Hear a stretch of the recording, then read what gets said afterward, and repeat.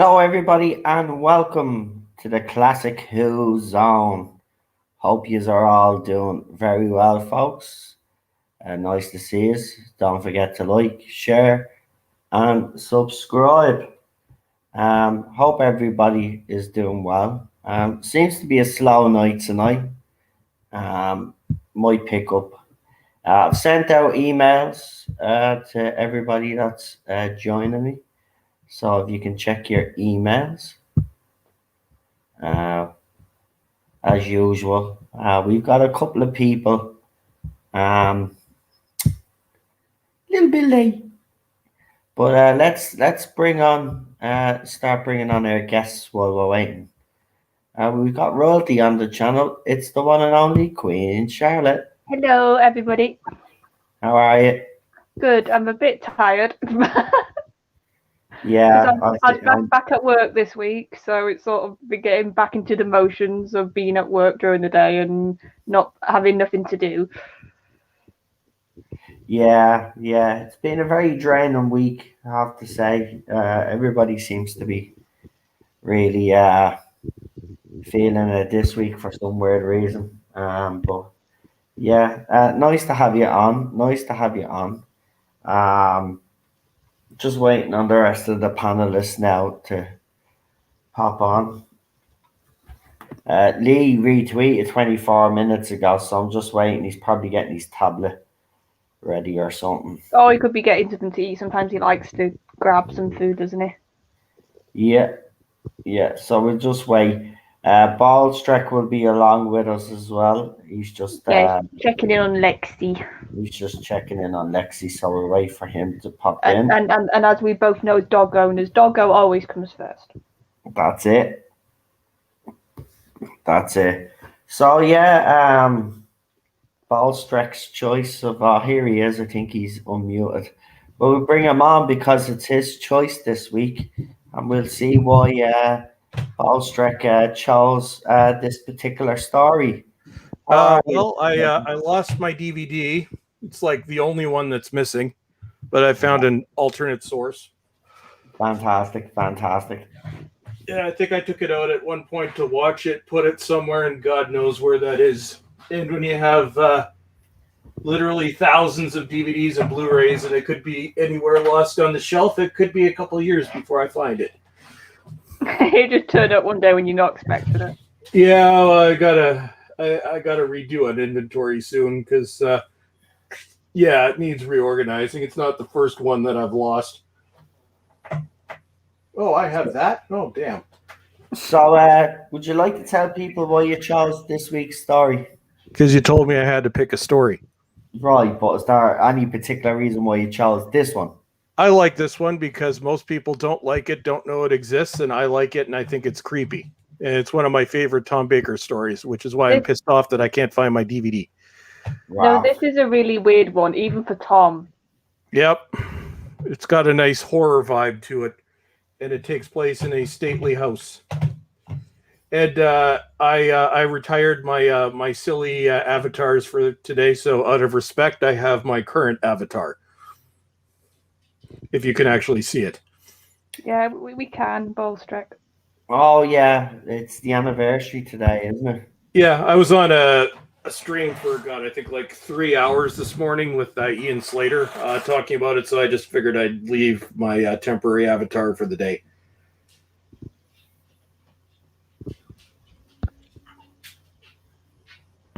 Many years is it now? Everything's being all silly. How many years is what? Since 9/11. This is the 20th anniversary, Noel. It was 20 years ago today. Jesus, I remember where I was when I heard about the force plane. So do I. Our entire downtown was evacuated in the city I was living in at the time. Because I lived in London, Ontario, which if anybody doesn't know London, Ontario, it's a city of about 400,000 people. And on that day, it was smack dab in the middle of four targets. To the north, we had Toronto. To the south, we had Detroit, which would be a major manufacturing center in any world war. To the west, we had the Bruce nuclear power plant. And if you wanted one of the largest on the continent, So that could do some damage. And then to the east, we had Niagara Falls. And then there was little old London in the middle. So, yeah, they cleared out downtown, and it was a terrible day. Yeah, it was actually. I was living in my nanny's at the time, and she comes rushing upstairs and says, "Oh, something's at to happening in America," and I was like, turned on the news, and obviously then we all seen the second plane. Um, yeah, it was a surreal moment. It was like, you watch all of these action movies and stuff, and you see it happen in action movies all the time, but to actually see it happen for real, everybody was just numb. It didn't matter whether you were American or not. Obviously, being American, obviously it had more impact on people, but this did affect the world hugely. I don't think the world has ever recovered from that day. I I think think, it's one of those things when we talk about how just fucked up the younger generation is, not to sound old, but I think there's many things that divide us, but I think 9/11 is one of them, because we remember that day. I was 23, so I remember that day very clearly. They don't know what it's like to think that the world is about to literally explode. true. Yeah, me and my family were abroad when it happened. So if you think it was, so we basically only saw it through like very limited news coverage, because we were in like an all-inclusive hotel. There wasn't a lot of tellies about, but the tellies they did have, they had the news on, and just to sort of have it without a lot of information going on or telling you what was happening. My parents will say it was even odder in a sense, because you were just sort of completely blindsided. Yeah, well, it was we were, like I said, Ontario borders New York State, so we were the next door neighbors. Toronto was unreal that day. Toronto, congested city at the best of times, but they shut down all of downtown Toronto and evacuated everyone at once. And then they most would, of the they? I said they would, because they would just, everybody, I'm guessing, was just panicking, like you were sort of saying. Yeah, well, we were a target, and most of the planes in the northern U.S., when they shut down all airspace, landed in Canada as well. So, most of the a large percentage of air travelers who were stranded for, in some cases, a couple weeks, ended up right here in my country. But anyways, so I figured I'll keep my avatar for today in remembrance of a absolutely horrific day. Yeah, the day that changed the world, it's called. And one thing that is always been kind of weird, that day, the very first Region 1 Doctor Who DVDs were released in North America that day. The 5 Doctors, Robots of Death, and Spearhead from Space. The launch for the DVD range in North America, September 11th, 2001. Wow. Doctor Who seems to always in America have these weird, it's not weird, I don't know what word I'd use. Yeah, like, weird coincidence. Yeah, no, you're right. Well, there's also the JFK coincidence too, which was exactly the day before. It's like that always seems to be, well, not always, that's a bit dramatic, but it's like quite a few dates that, like you said, were either releases or things or big things happening. It seems to coincide with these horrible, tragic events. Yep. Well, let's bring on Lee. He's fashionably late. Hello. Hello. Oh yeah, and Lee, I needed to clarify something about our little battle last week. Oh? So about Panasonic. So I was thinking, as we were having our debate over Panasonic, I'm thinking, you know what? Well, no, this proves that I won. But I was thinking, why haven't I seen any Panasonics around anywhere? And then I found out Panasonic ceased all North American distribution last year for their. Because you're ungrateful bitches. Because they pushed plasma too hard over here, and their TVs were catching fire. So go Sony, because we could only buy Sony, which is fine with me. Just to suddenly change the topic. Well, my Panasonic TV is a gift from God. It's amazing. So, and I will never change it for anything else ever. Is it the god of shit? No, it's the God of amazingness. The god of explosion, or the god of literally exploding? My TVs? TV has not exploded, not once. It's not caught on fire once. Because it wasn't a plasma. Well, no, it's not a plasma. No, because if it was a plasma, your house would be a little bit crazy. So Sony never made any plasma TVs at all whatsoever. Oh no, they did. Right, they did then. Right, okay, yeah. But see, Panasonic made plasma their entire strategy, whereas Sony, LG, and Samsung said, "Well, these things are kind of exploding. Maybe we should pursue something else." Which is why they all pushed for LED, which is what we have now. And Panasonic decided, no, we're going to stick with their exploding plasma Vieras. And then eventually, like, oh, nobody in North America is buying our TVs anymore, and Best Buy won't carry us anymore because of liability. Bye-bye, North America. So Sony, if you want to get Japanese manufactured TVs in North America, Sony. But I will say this, Panasonic still makes good Blu-ray players. However, I am no longer aiming to get a Panasonic premium Blu-ray player, because there is a new company on the market called Rayvon, which has two awesome premium 4K players, both of which are built by tanks. They launched a few weeks ago, so no, 4K isn't dead. So I'm looking at one of those. And also TIAC just launched a new 4K player as well. So I don't have to go with Panasonic. I'm going to go with this Rayvon company, which just got North American distribution. Right. Right. Stop this debate about which TV is better, right? We all know it's Sony anyway. Yeah, it's Panasonic for sure. Let's do this. So is it? Everybody in the chat has given one. So, Charlotte, without further ado, if you'd like to do the countdown, go for it.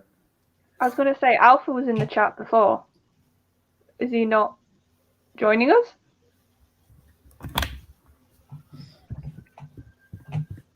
Easy.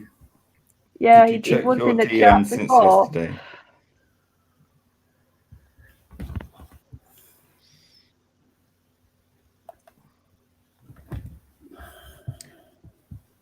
I don't know. Maybe he was watching on a Panasonic TV. Oh my Panasonic God! TV caught on fire, and now he has no TV or monitor because it was Panasonic, and he's out looking for a Sony. No. Panasonic is the best. Full stop. Somehow, I feel it's not entirely appropriate to be having this discussion with the Twin Towers in the background. Yes, somewhat. We'll just temporarily we'll do that. Okay, right. See, if anybody else looked at the stream, they'd think like you two were being paid right now. Do you know, like Buy Panasonic. Buy Panasonic. Sort of like not me. shamelessly plug a certain product. Give me commission. Panasonic Yeah, you get your commission, but then there's the lawsuit when it burns down the house. Like you spoke for a bomb. Oh, you're just jealous. I've got a Panasonic TV. That's amazing. We yes, we're so jealous in North America that we don't carry Panasonics anymore. Ooh.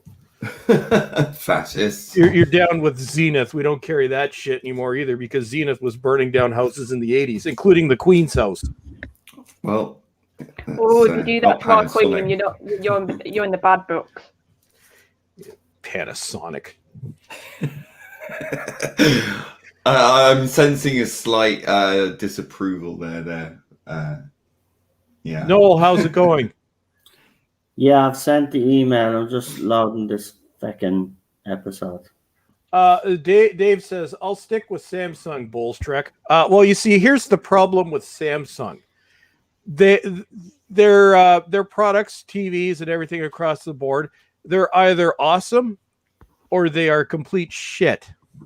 And they're very gimmicky as well, like the curved screen bullshit, which has died, the 8K, which was nothing but a scam. Now I have my second TV is a Samsung. It's a very nice TV, but Samsung's lower end line is shite.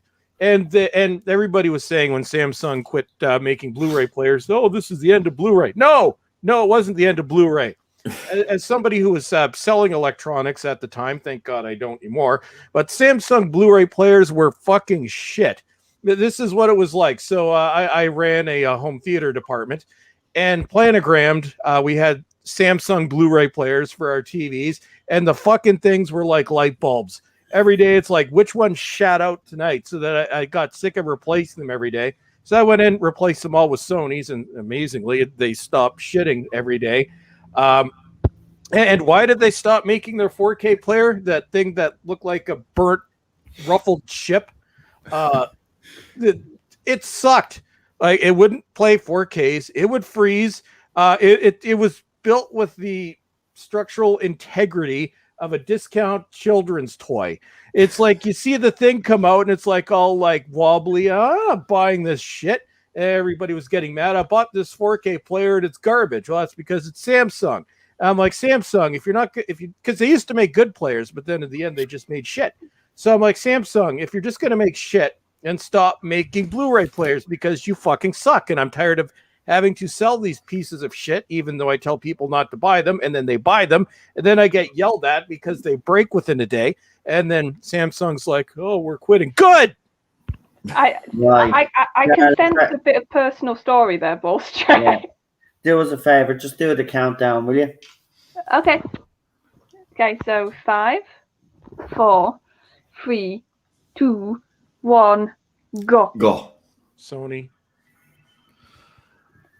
Panasonic. Oh, that's quite loud. Whoever's coming through. There's someone's audio coming through. I've left a yoke in the private chat to say make sure you use our audios down. Can we tell which one it's coming from? Okay, I'm going to mute just to make sure I've got mine very...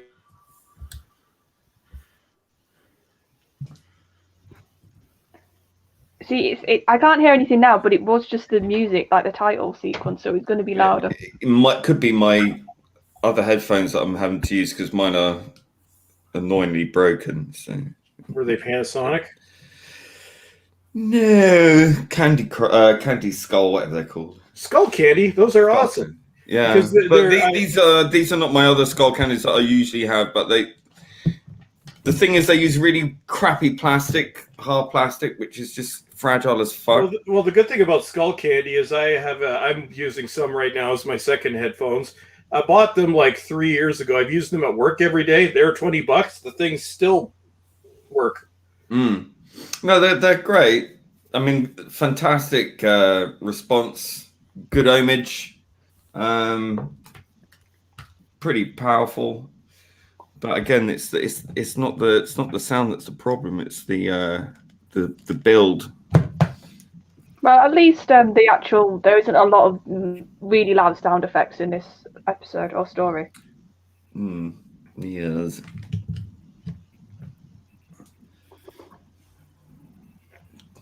Tweety tweet. See, it starts literally like a horror movie. Oh no, it is.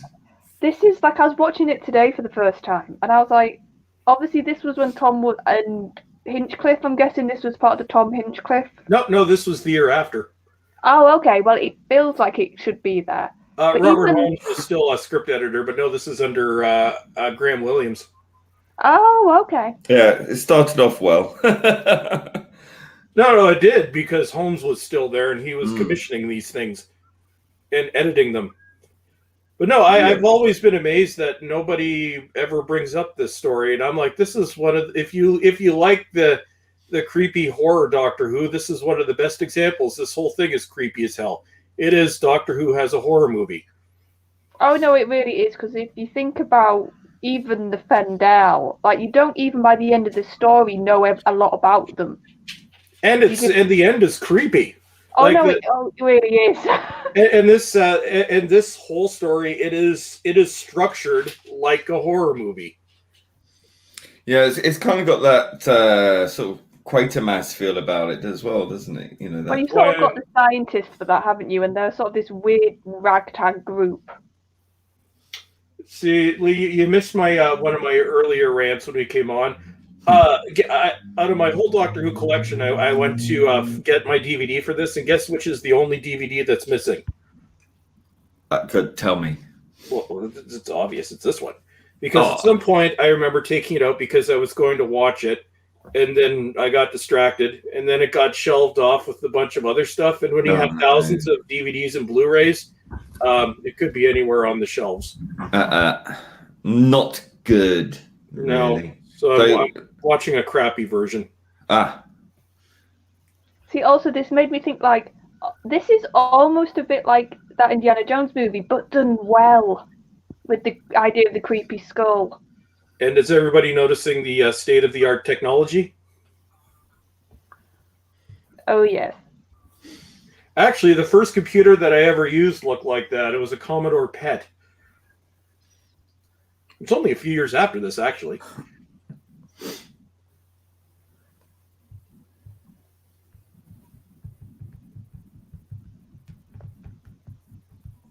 This has got like also the ultimate Doctor Who stately home.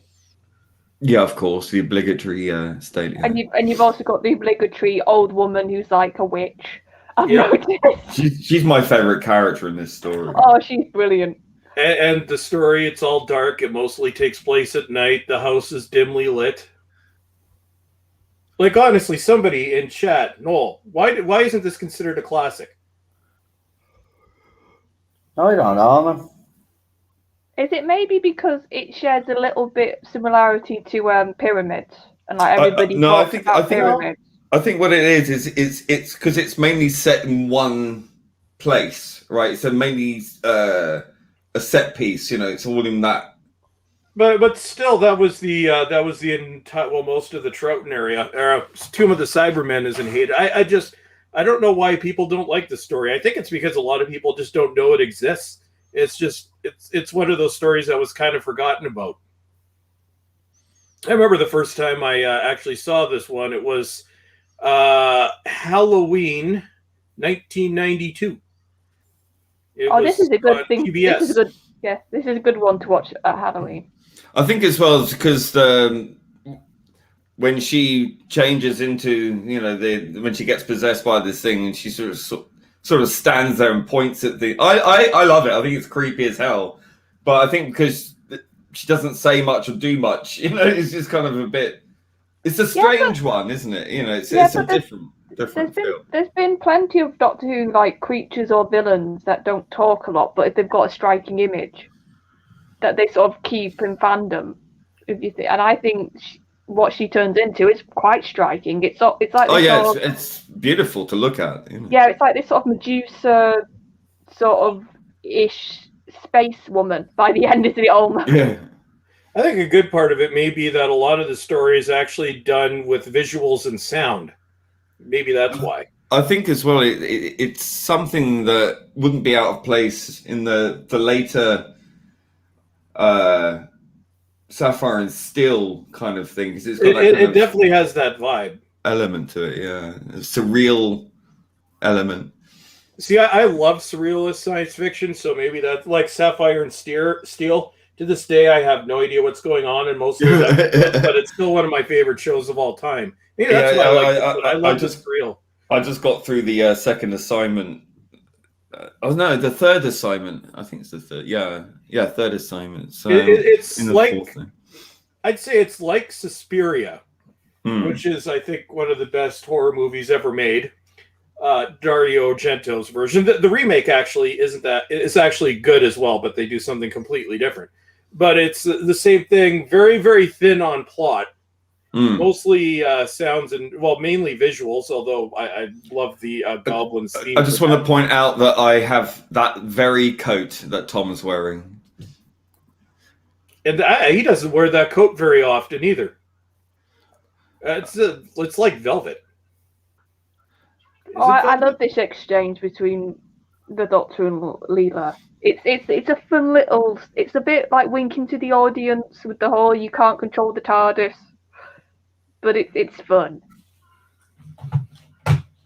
I love this TARDIS console. TARDIS, wonderful. And like she has the thing of, well, you call it a she, and he denies it. And I'm sorry, I'll say this as a woman. That's such a bloke thing to sort of deny when you blatantly like if you have a car or something that you quite like and you call it a name.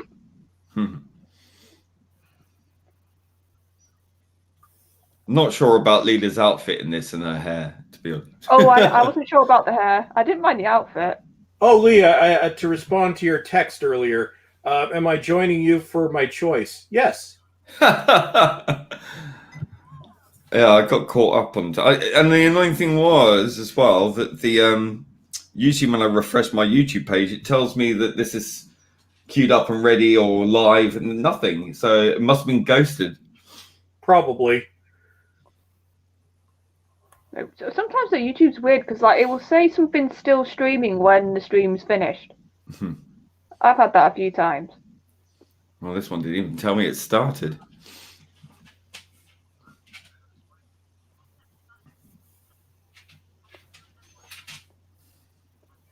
Yeah, to be fair, though, the outfit's not that different. It's just the skirt bit, isn't it? Really? It's a tan thing, you know. I believe the dude like that played Fendahl is still alive. It looks like something that my grandparents had made out of, couches made out of, that kind of stuff. Yeah. Or like when you were a kid and your grandparents would like make you a costume for Halloween or something. Well, no, it just reminds me of the sofas that we used to have. Okay. Fake faux leather, and it's all that tan kind of stuff. Oh, there's Nikki, the puppy. Oh. No, but I do think I'm so used to Layla having her hair off her face, so to see her hair like that, it does look odd.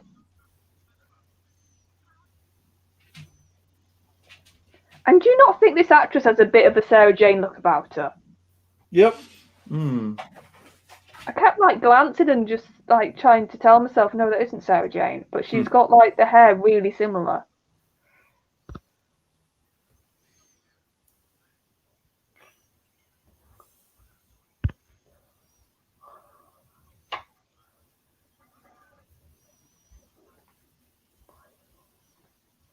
He was in Blake 7 for an episode. Did he have also a interesting accent in that one? Oh yeah.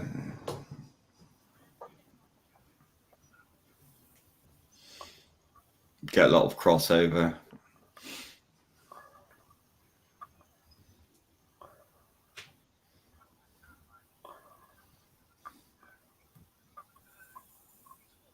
I swear the BBC at that time just had a list of like, right, you've been in one sci-fi show, you can appear in our other sci-fi show.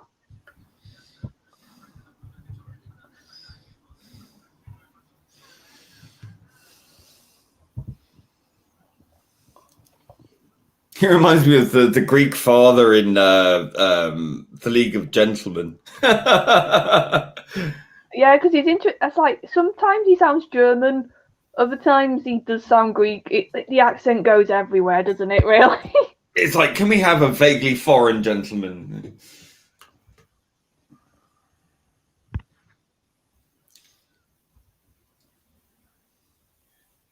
They do have some good lines though, these scientists. I can't remember because obviously I'm watching it without sound now, and it's hard for me to remember precise ones. But oh lordy, have you got subtitles? Have you got subtitles? No, it doesn't work. I don't have subtitles, so that's why I watched them. If you ever wondered, Lee, why I watch them during the day, that is exactly why.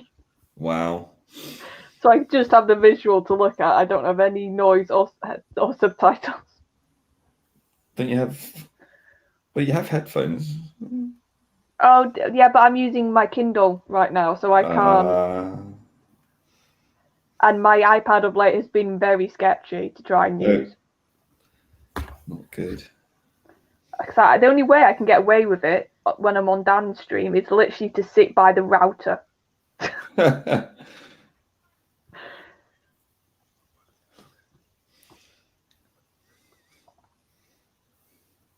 I love this. He's like, there's a dead body, and the rest of them are just like, oh, just leave it. Yeah, right, yeah. Uber casual. It's the light missing off the top of the TARDIS. Yeah, did you notice? I'm a bit behind. I haven't got to that bit yet. What, like the actual flashy light on the top? Yeah, the actual lantern is not on top of the TARDIS. It's just not there. You got the wooden block, but not the light. Oh, that's a production error then that they didn't spot. Never noticed that until now. How bizarre.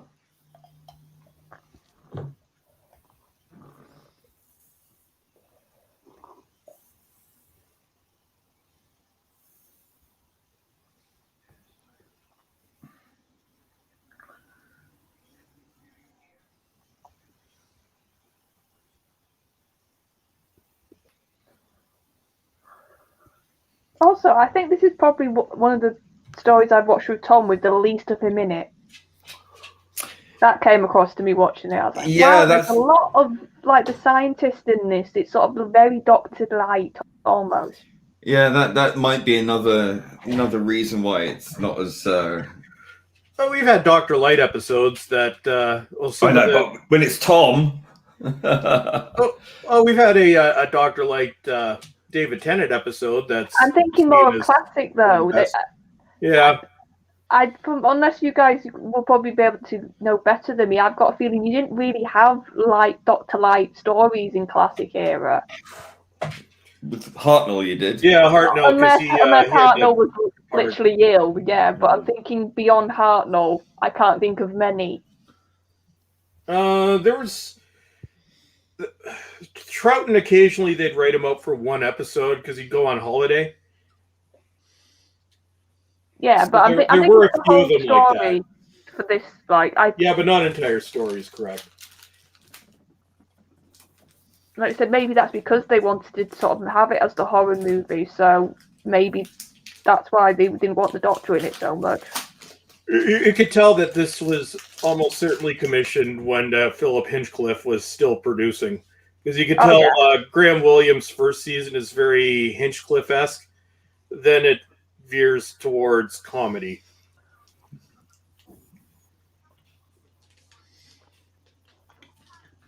Well, it's like the early Hinchcliffe era is very Lexian. Yeah, because although he was stuck with those stories, but he tried to alter them as much as he could, which is kind of like this interesting mix. Mm.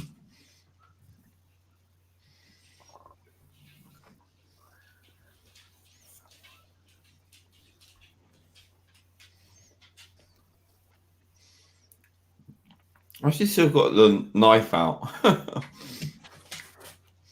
bit much. It's not like you forget you were holding it as well. Mm-hmm.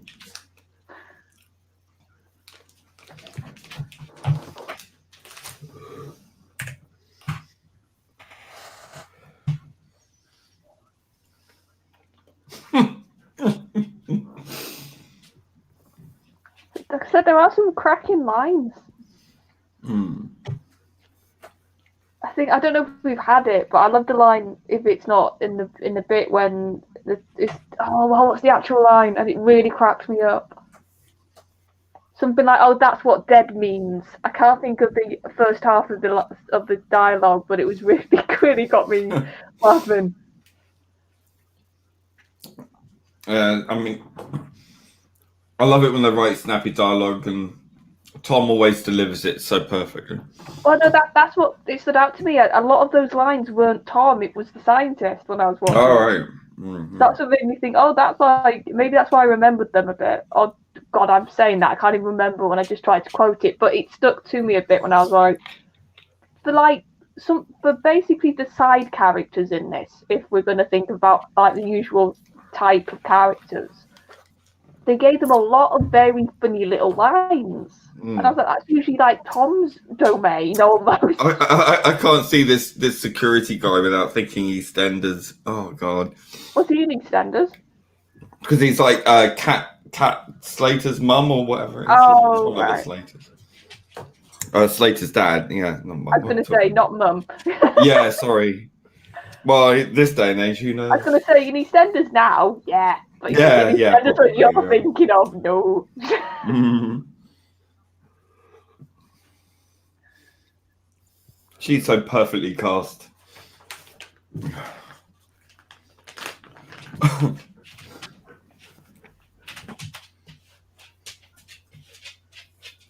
I love the fella's face. He's like, "Get this mad woman away from me."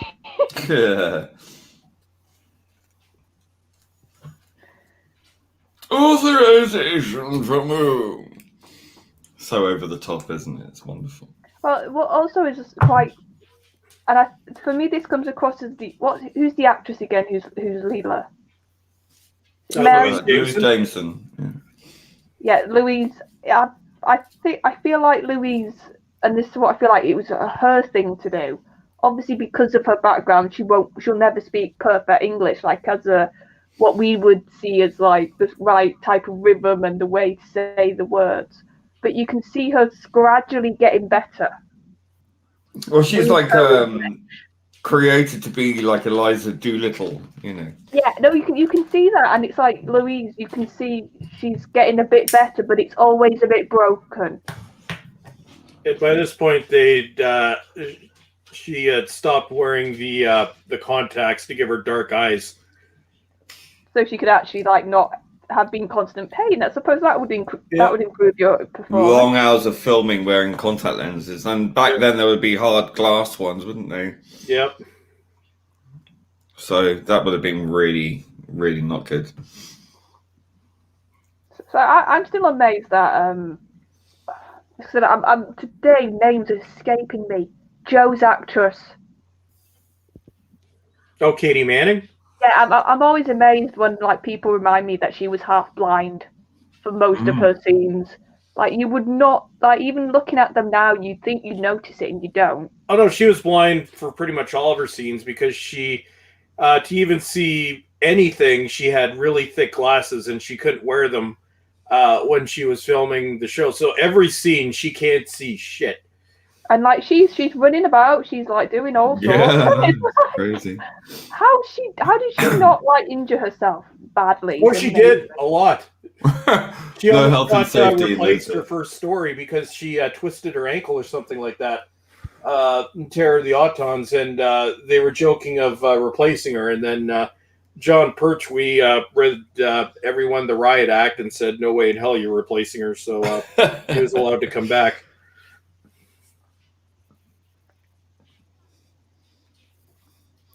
Can you imagine if Joe was taken out like that? Would have been just wrong.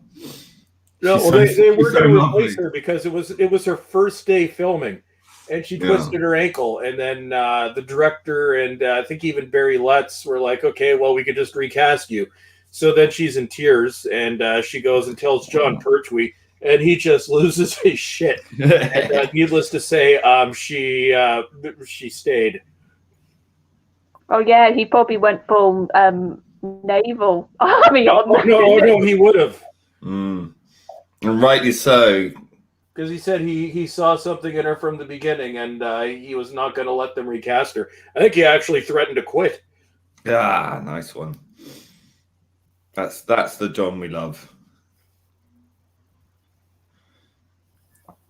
No, I mean it's unthinkable that Joe would have been, not in our lore and loved as much as she is. That's just unconscionable to even consider that. She was the heart of the Doctor Who of the 70s, really. Yep, and that's why Pertwee's fifth season, I think in my mind really doesn't work because she was gone. Now, Liz Sladen would have amazing chemistry with Tom Baker, but she didn't with John Pertwee, and a lot of it was because he'd had such strong chemistry with Katie Manning. Yeah, I think Sarah Jane absolutely worked, absolutely perfect. I mean, that chemistry with her and Tom is just absolutely perfect, and it's very lucky. I think generally with a lot of the companions over the years that they've been spot on. Managed to get that chemistry going. I mean, like even though at the time with Louise Jameson, they didn't get on at all. Very famously, they didn't get on. And now they're the best of friends and have been for years.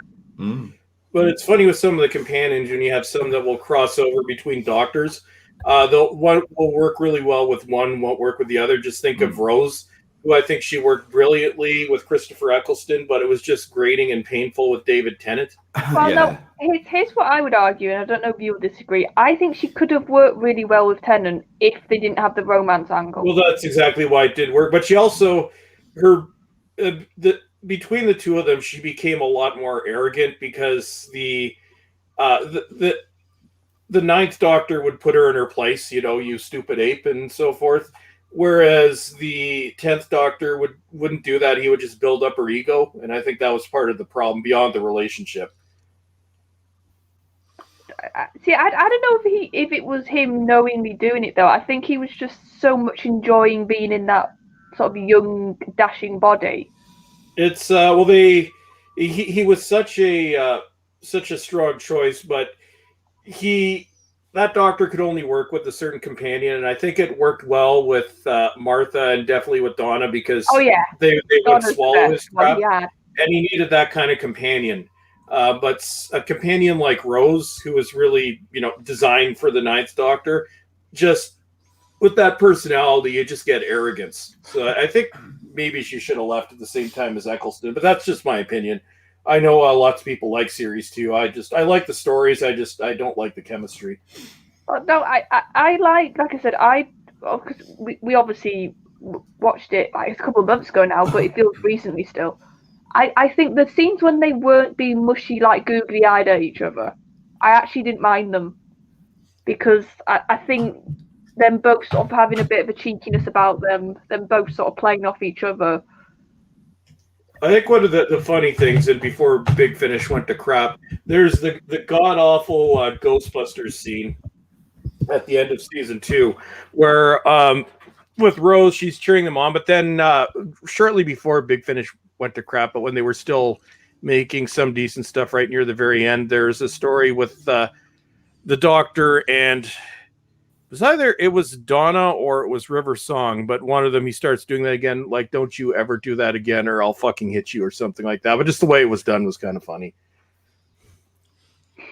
Right, Charlie, you can go ahead there. Yep, so 5, 4, 3, 2, 1, go. Go. How's it going, Noel? You've been quiet. Yeah, just watching.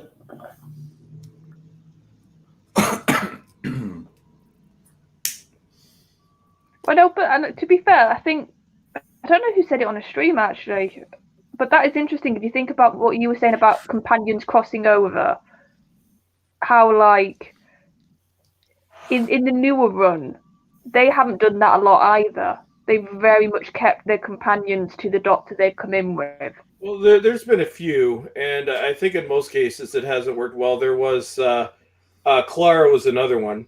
Who was playing a different character for each season. I think she worked okay with Matt Smith, but not with the 12th Doctor.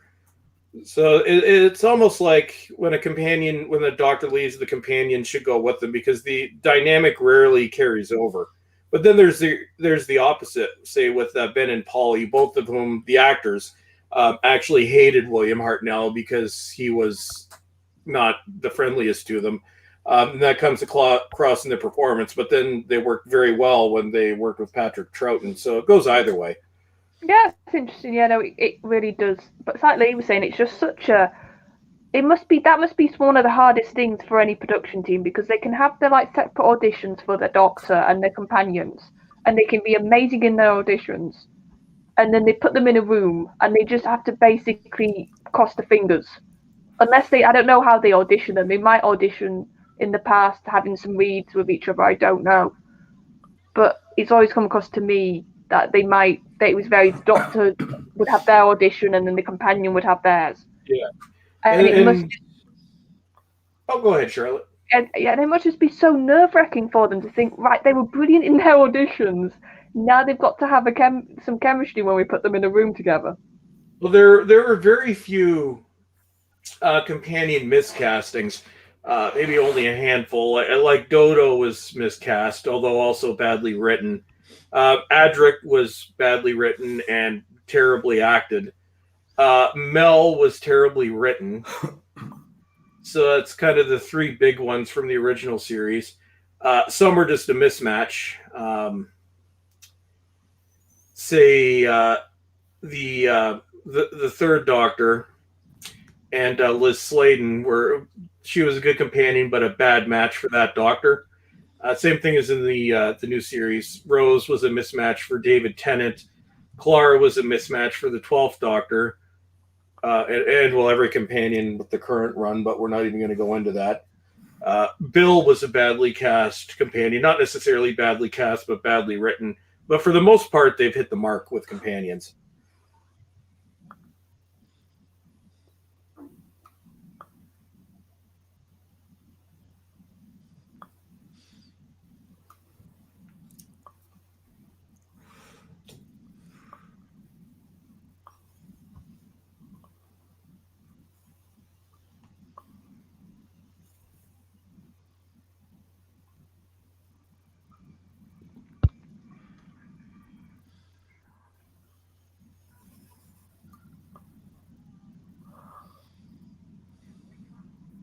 Cardwatch said, I like Bill despite the wokeness. I really liked her. See, that's the one thing. Pearl Mackie can actually act. Oh, she's a brilliant actress. Unlike the current regime, she actually can act. And I think she did well with what she was given. But the problem is what she was given. Where it's not like the current regime where the acting and what they're given are both terrible. So I recently watched the pilot for the first time in years. I haven't watched the rest of the season. I'm more forgiving now. I'm like, you know what? She can actually act. It's just the script is just kind of crap. Well, no, I think Moffat, weirdly, considering how well I think he did with Amy and Rory, I always felt a little bit like all the companions he wrote after those two, he didn't quite know what he wanted to do with them. It's I think he knew what he wanted to do with Clara, the impossible girl, but the problem is she was a one series arc. I think had she left at the end of season 7 and we got a new companion for Capaldi, we'd probably look at her differently. But after that arc was done, they kept her on for 2 more series, and that's the problem where they had nothing to do with her. Well, I always joke that Clara from the beginning was just a plot device, not an actual character. So it's well, if you watch the way Jenna Coleman plays the character, it's different in each of the 3 seasons, where she's a little bit more down to earth, but by the end she's just arrogant and insufferable. Oh no, yeah, by the end, especially when you had some scenes of her and like River in, I was just like, no, I can only take one like ultra feminist hating bloke, please, woman at a time. And she's one of the longest running companions. There's only a handful that have lasted past 2 seasons. You got Clara, Amy and Rory, Sarah Jane, Tegan, Jamie. I think that's it. And in that list, she's way bottom. Yeah. Although I think everybody groaned when she was returning for Series 11. Or not Series 11, Series 9. Where it's like, at the end they noticed, and the Doctor and Clara will be returning. I'm like, really? And then that's when the show really took a nosedive.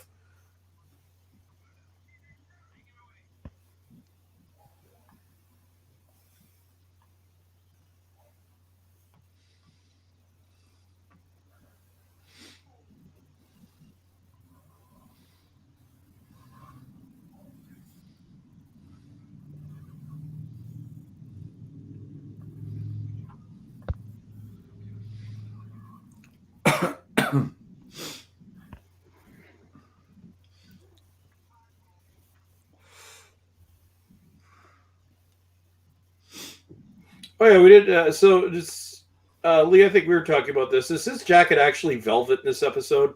Yep. Okay, it is. That's why it looks weird. Weird. Why weird? Velvet I don't like the feel of velvet. I hate it. It makes my skin crawl. Oh, how weird.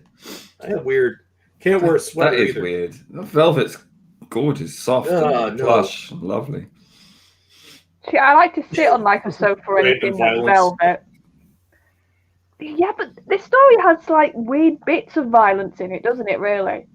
It's written like a horror movie. Yeah, it's the dialogue is very horror movie, and it's although one thing that the classic series did do a lot was emphasize the guest characters. Leela's little burn. Although they did that with which one was it? Resolution of the Resolution Resurrection. I can never get the R's straight. The Colin Baker Daleks episode where it was focused on the guest cast. One of the other rare times. I'm not good with Baker episodes titles at all. No, I always get the Resurrection, Remembrance, Revolution. Oh wait, no, that's the terrible one. Never mind. Wasn't Remembrance Sylvester? Yeah, no, I know. So Remembrance is Sylvester. Resurrection, yeah, it is Resurrection. Because everybody says for a lot of people that's when the Sylvester's doctor clicked with them, don't they? They say in Remembrance.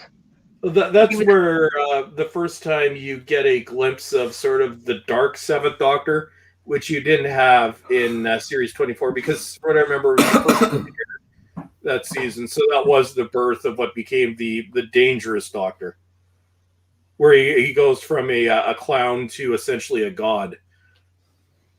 Yeah, and you could just see like the difference is like night and day, isn't it, between those different incarnations? It's almost like having two different doctors, but they're the same doctor, but it's just night and day. When you can see like he's not doing the slapstick, he's not doing the little jokes, he's just sort of like you said. I always joke that that's sort of the Doctor if the Doctor was Loki. Oh, Noel, check the private chat if you're around. I think he's muted.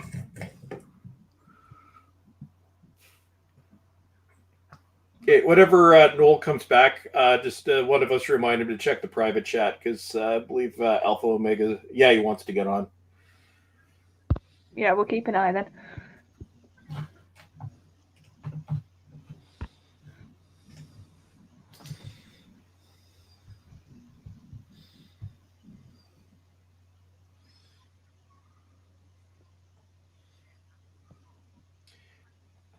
Big Finish brought this cast back together again at one point, didn't they? I don't think it wasn't in the main range, but I'm almost certain it may have been a Tom Baker episode, actually. I can say Daniel's in the chat. Daniel, can you tell us? Because you have a way better memory than me. I'm good with the main range, but not so much the outside stuff. I'm very much, even though I like Big Finish, I'm very much a dip in and out type of person. So. See, I purposely haven't listened to a lot of the Tom Baker episodes because I'm sort of holding off. So there's Tom Baker I haven't heard of before until my Big Finish cutoff point where I refuse to listen to anything going forward. But the stuff before that, I've actually listened to very little Tom Baker because I'm actually saving it. As wacky as that sounds. Well, no, I remember the shows where I purposely like not watched it fast. Just so Daniel said Daniel, do you know offhand, was that one of the early Tom Baker stories? I'm gonna say you'll probably give us the title, mate. You have a ridiculously good memory for Big Finish.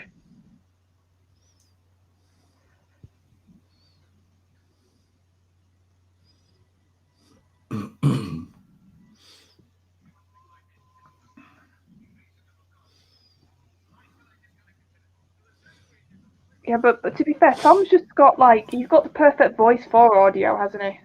Yep.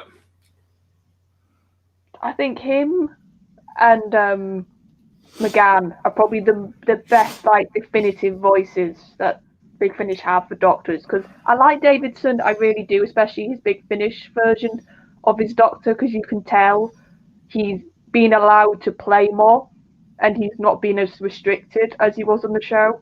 So he's a lot different, I would say, at parts. Certain Big Finish stories he's done, his Doctor's got a bit more bite to him and he's a bit more sort of snarky, which I quite like.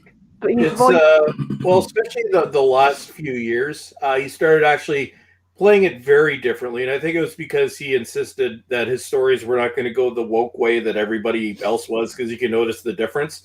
But his stories near the end got strange and surreal, but in a good way. I think the last Big Finish story I ended up listening to was the second last episode in the main range, which is called The Blazing Hour. I haven't listened to any Big Finish after that, but it's actually, I think it's one of their best stories. It's classic Peter Davison. It's basically Doctor Who does Chernobyl.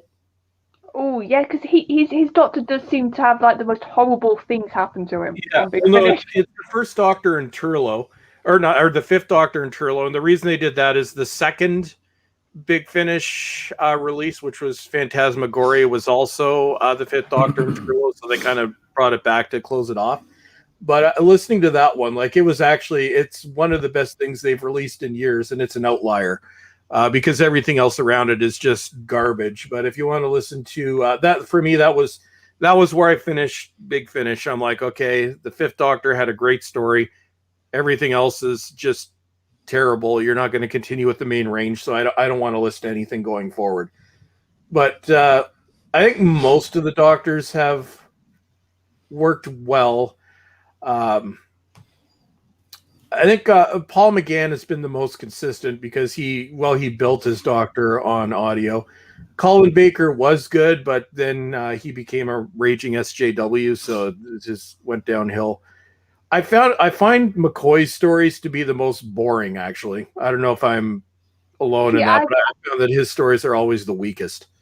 See, I've not listened to a lot. I think the problem is because I've hardly listened to any Colin Baker, even though everybody tells me he's really good on Big Finish. I cut off Colin Baker on 2016, 2017. Before then, yes.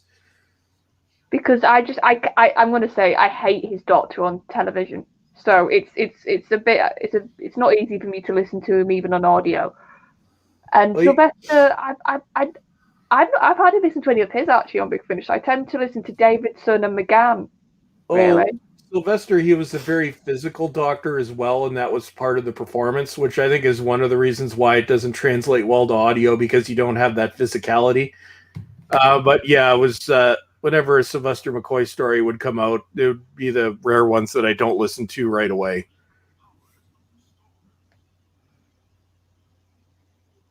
Yeah, which is odd though, because like Davidson, I would say his Doctor was quite physical, but he, like I said, he works really well on Big Finish.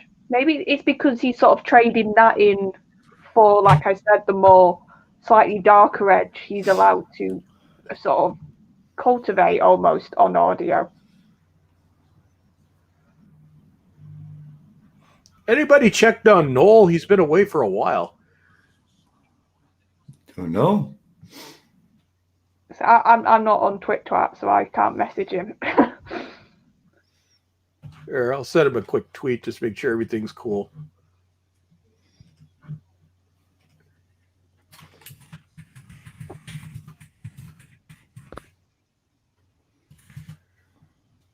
Okay, I just sent him a message. Oh, he's just said in the chat, yeah, I'm just watching the story. Oh, okay. Oh, no worries, man. Oh, Noel, if you're watching the story, if you can hear us, Alpha Omega is still waiting to get on.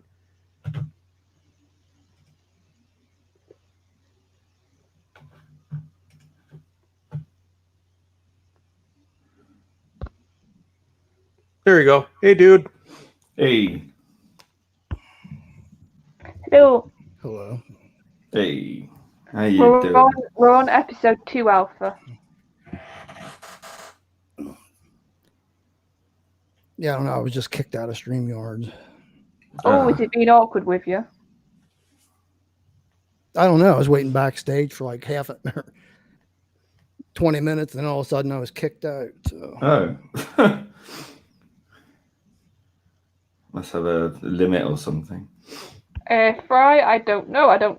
There was supposed to possibly be a trailer dropping tonight. I don't know if that's happened. A trailer of what? And there was rumours that tonight or tomorrow we're going to get an actual full trailer for Series 13. I don't know if it's I'm working on a rather lengthy video right now. A certain ranty screen put up a very, very, very one of the dumbest articles I've ever seen on the current regime. I'm doing a breakdown of it, but this video is going to take forever to put together. So yeah, I mean, if they drop a trailer, I may need to put that one aside, and I don't want to watch the trailer. But as I said, I've committed. I'm doing it now. I'm back. Well, He's on I fire. was going to say the rumor, because tonight they launched Strictly, so there was a rumor that they were going to drop the Doctor Who trailer, like before Strictly or something. I don't know if it's actually happened. Like, so I'm not. It's 8:16 your time right now. Yeah, so if nothing's popped up on social media, nothing's been dropped then.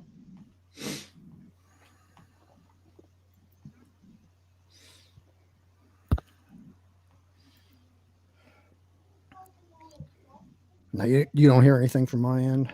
No. No voices out or anything.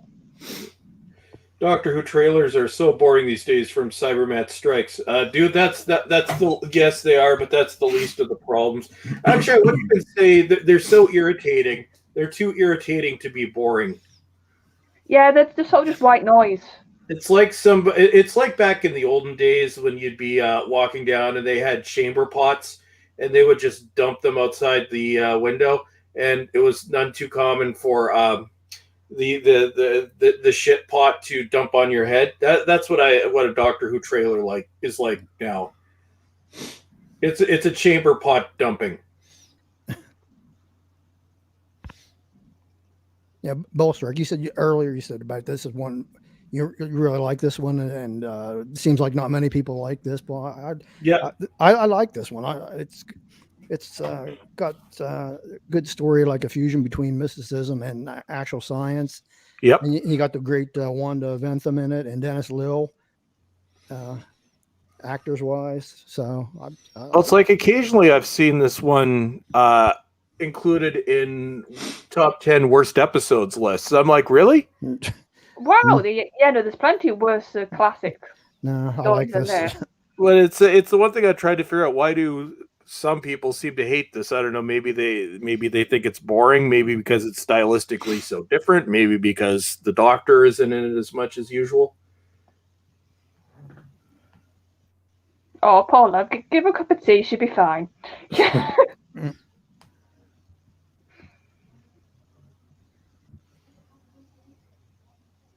Oh no, actually, she does have a cork. I've remembered one of the lines that made me giggle.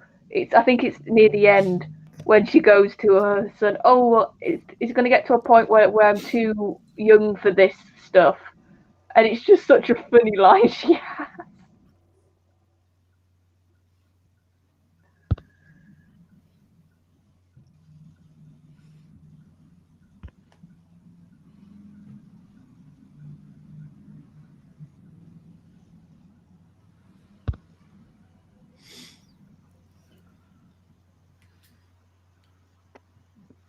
No, she's looking at the X-ray of the skull.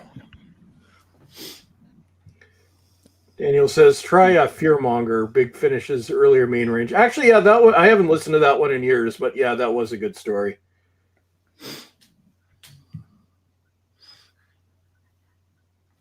Legend. I hope your match was good, Daniel, today. I know you were going or watching it today.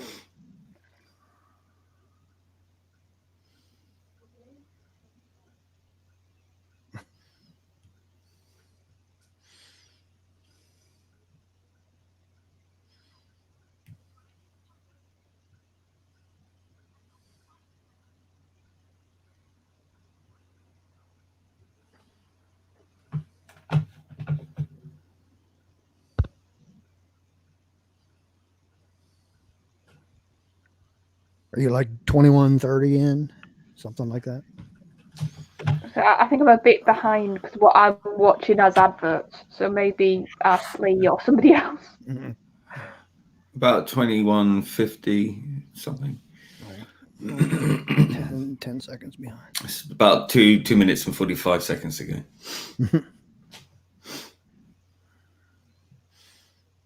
The chosen one.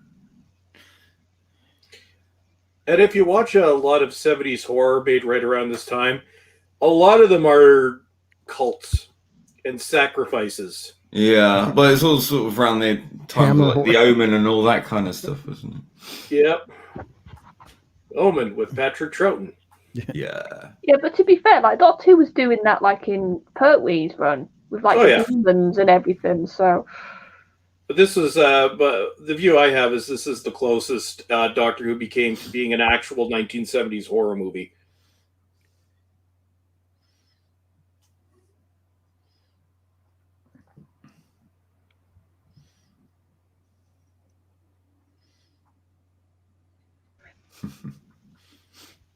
I suppose the difference is as well, like this, like you can, like you're saying, Bob. I love he puts it in his pocket.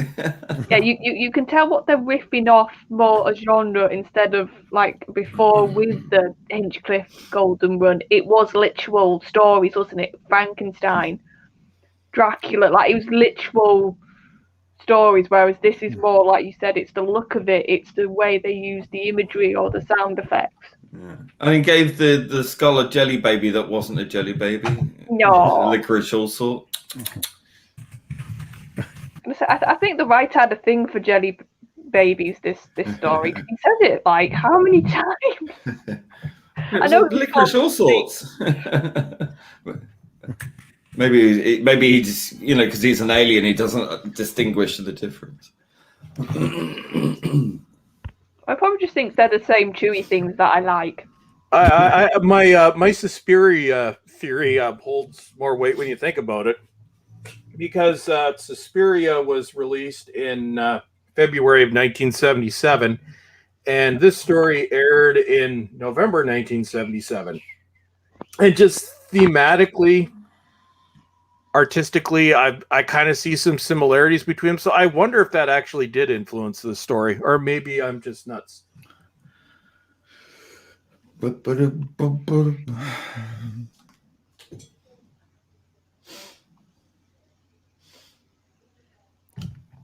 Dick Mills special sound.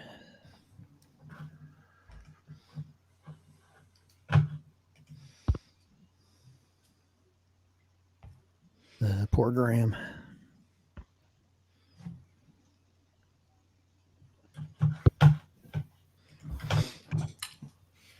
Yeah.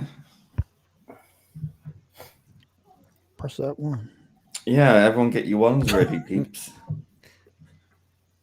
It's not a binary option there, retro. I was gonna say retro. On off. Even though we do have some people who say like it one in a different language to try and be clever sometimes. Eins. You choosing my countdown gender. Are you being unophobic?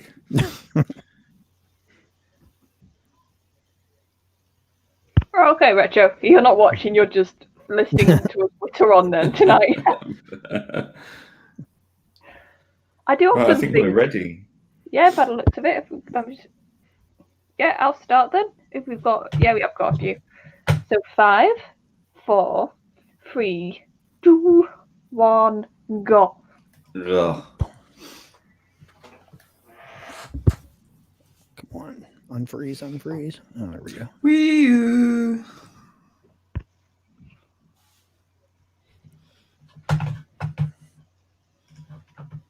I do often think like if anybody like happens to come across like our watch along streams who doesn't know what we're like, they must be so confused sometimes. Yeah. More for them. Yeah, it's just like we'll spend half the stream talking about the actual episode, and then the other half just whatever takes our fancy. Wittering. Would you like a jelly baby? No, I don't suppose you would. That's kind of the way these things go. So one thing I've noticed when I do streams and anybody I've streamed with, I'm like, never come into a stream with a plan, because that's never going to happen. No. You can have a rough plan, and then whatever happens. Big guideline. No, I've gone into streams, the very few that I've done on my channel, and every one of them I've had a plan. This is what we're going to talk to, and we end up talking about everything but the thing we're going to talk about.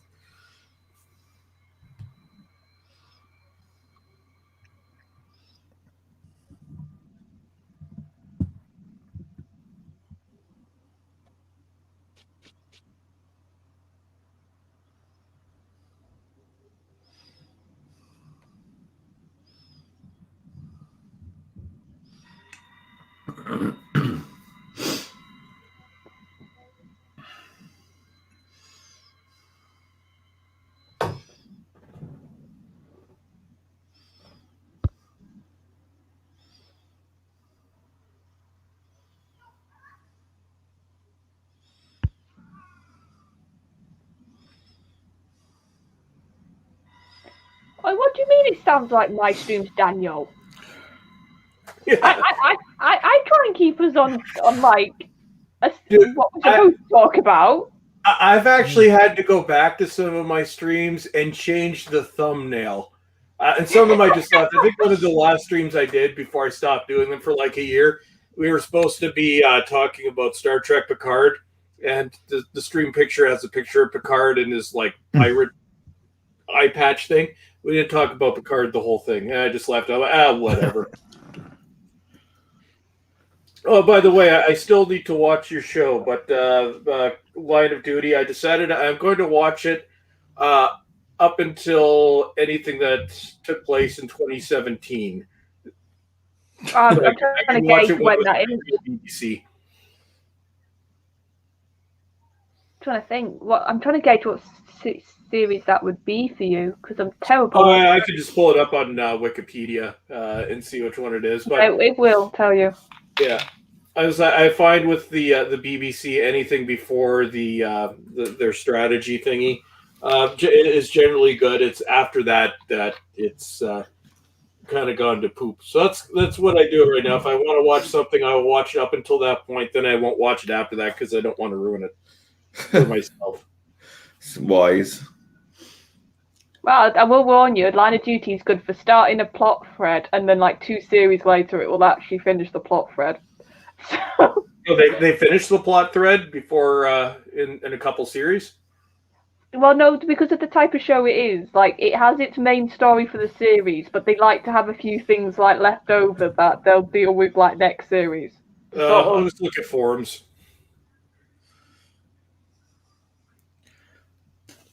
To be fair, the fan community for that show is it's one of the nicer ones. Is it a BBC co-production? No, it's weirdly actually, the production company that make it is technically owned by ITV. Oh. Like obviously it's like a really big overlord that ITV hasn't got a lot to do with it, but if you look at the actual business side of it, technically ITV owns the production company. And from what I've heard, ITV and Channel 4 haven't gotten anywhere near as bad as the BBC. I haven't watched it. Oh, no. I would say Channel 4 has. Oh, ITV, yeah, Channel 4 definitely has. ITV. Yeah, I know the only show I still watch, which is Doc Martin, which is ITV. ITV is probably the better out the main like channels we have now, I would say, in this country for... Yes, they can do their little bits of virtue signalling, but they can still produce very good dramas and shows. Yeah, I'm dreading if they turn Doc Martin woke, because that will make me angry. Well, no, isn't that finishing soon? No, they keep announcing it. This has been going on for like 10 years. They keep announcing its cancellation. And then it just keeps going on. I think they've got another season coming out. I gotta look that up, actually. They have a show about shoes? Well, no. It's about a cranky doctor. It's been going on since, God, the movie was 2003, I think. I can't stand Martin Clune. 2004. I can't. Snake Dance, Martin. Yeah. Well, he's a bit fatter nowadays, God love him, isn't he? A bit chubbier. Yeah, so currently the 10th and what is once again being called the final series is expected to air in 2022. But every series since the 7th has been supposed to be the final season. So,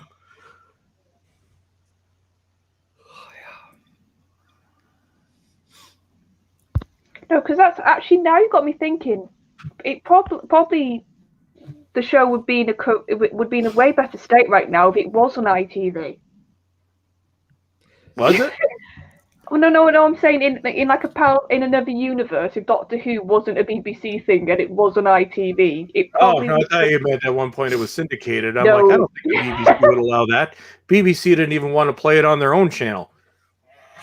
This is why we got all these episodes in North America land for years. Well, you guys went decades without being able to see any of it. I grew up with Tom Baker and John Pertwee on a loop through like 3 different television stations where you guys didn't get any of it. Well, America and like the States still get some stuff before we do, which I do not understand. Well, when and this is not to make y'all jealous, but when I was like a kid in the 80s or 90s, this is how much Doctor Who I got. So Monday through Friday, we'd get an episode every night on YTV. The entire series, they'd play it from beginning to end and then start over again. We'd also get a different story at 2:30 in the morning, so you could set your VCR to record that if you wanted. On Saturdays, we got the most recent episode on TV Ontario at 7:30. And Saturday night at 11:30 on PBS, we got an omnibus version, which was an unedited story. So, like, we had 4 sources of Doctor Who. Well, you had none. Oh, yeah, and we could also watch Doctor Who in French Saturdays at 6. Sacre bleu. Yeah, the BBC's never really liked the whole omnibus idea for any of their shows. Oh, the ones we had, it was PBS Detroit. They cut it through themselves. They did a terrible job. I think I still have some of those edited where just the way they try and put them together were just so clunky. And it's like, oh, that's quite the jump cut. Yes, Dave. That is, I bet they're regretting that now. Did you hear about that Balls Trek? That I thought that was a BBC show. Oh no, the original run of All Creatures was on BBC. Yeah. And then the people and then the people who wanted to make it went to the BBC first as like it's basically a remake from what I can understand. And the BBC turned it down because apparently the story is it wasn't diverse enough. Well, it's get lucky. We got lucky with Red Dwarf too, because God help us, the BBC has no involvement at all in that anymore. I know, but here's the funny thing, Balls. Like, so the people who wanted to do the remake of it, which is now, I think a new series is coming out in a couple of weeks. They went to the BBC because obviously they produced it first, and it's sort of iconic to them. The BBC apparently turned it down, and now Channel 5 is making it, and it's like a ratings hit, which the BBC could have had. Well, you mean you make something that people actually want to watch, and it does good in the ratings? Well, goddamn. I know, it's amazing. Like, you cast actors, you could actually act. I love this interaction. She makes fruitcake. See, and typical horror movie, you got like the crazy old lady who might know something. Yeah. Typical, like, old country lady as well, isn't she? Let's be fair.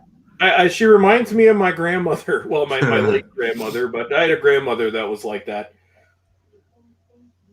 I love this scarf that Tom's wearing.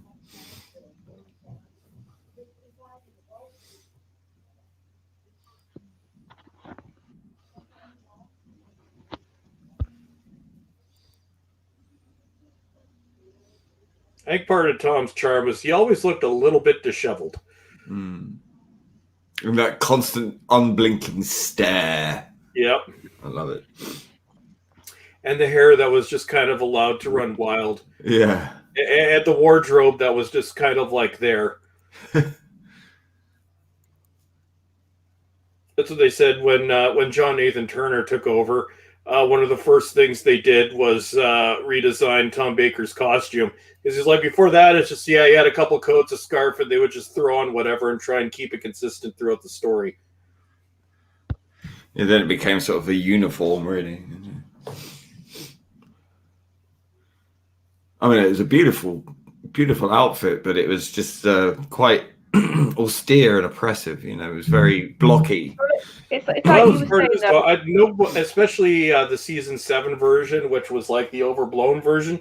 I can't see anybody but Tom Baker being able to get away with that. Okay. Yeah, but it's like you were sort of saying, that sort of burgundy last outfit he had for his last series, it looked too put together, didn't it? Oh, well, no, it was, because when JNT came in, he wanted to revive the show. And he had a lot of issues and things he wanted to change, but the costume was one that really bugged him. Because he's like, well, it's, slightly different variations. It's always disheveled.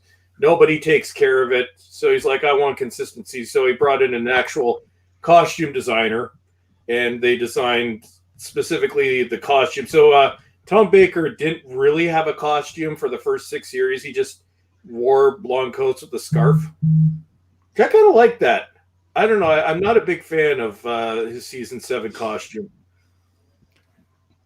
Well, but that's how I. But it just sort of shows, though, like you were saying then, like he didn't have a set costume. All he had really was the iconic part was the scarf. Yeah. And that's all you need. You don't need a whole put together outfit. No, I think it took away from it, and I think another thing that was a mistake. Although I guess I can see why they did it at the time, was getting rid of Dudley Simpson, because he gave the show a specific sound and a specific feel, which I guess is stuck in the 70s because it literally switches in 1980. But I find the Dudley Simpson music has, over time, it's aged so much better than the Radiophonic Workshop stuff. Maybe because he was using actual instruments. I think he had a band of like 4 players.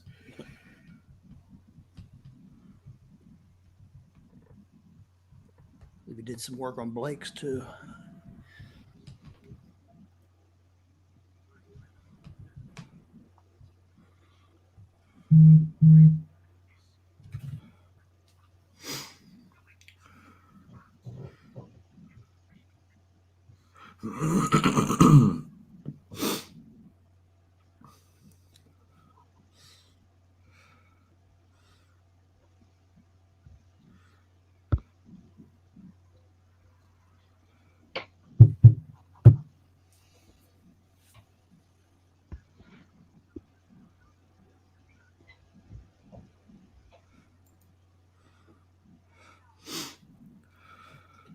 I love how you can see the column and it's just kind of like slightly shaking, and Yeah. and you see a crack in it over on the opposite side. That's what I love about this show, though. It's like you don't care. You look at the roundels; they're filthy. Yeah, right. That always bugged me though. Like this is the first time actually. If they go back to the shot of Leela, you can see the crack on the other side. You think they would have fixed that before filming?